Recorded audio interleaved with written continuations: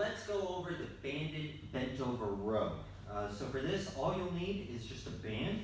And what you'll do is you want to lie the band down, stepping evenly spaced out. You can see I have one loop in each hand.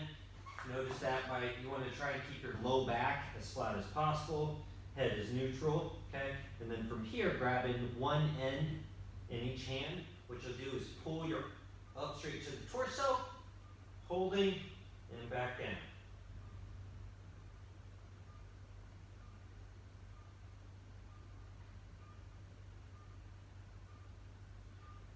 And so what you want to avoid is using too much body English like this. Keep the form nice and strict.